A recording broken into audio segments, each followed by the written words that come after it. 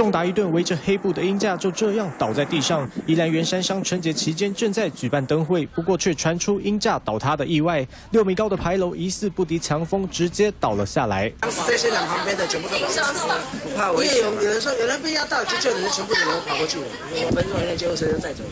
意外来得突然，初步怀疑可能是除了这天大陆冷气团南下带来东北季风，宜兰地区最大阵风来到8级，牌楼承受不住才会应声倒塌。其实原本灯节牌楼搭配七彩灯饰，后头还有长长的灯海隧道，壮观美景吸引民众拍照打卡，没想到会突然倒塌，压伤3人。3个单话。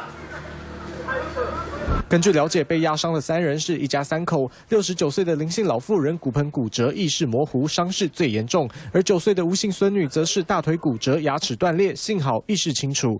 女童的42岁郑姓妈妈则是其中一节脊椎粉碎性骨折，大概是处于一个半昏迷的状态，那伤势是比较严重。来这边的话，血压都偏低，初步看起来是有些休克的症状。意外发生后，灯节活动也已经全面暂停。公所人员表示，会在加强固定牌楼，确保安全无虞后才会重新开放，就是要确保意外不会再发生。3选黄国日、郭颖宜兰报道。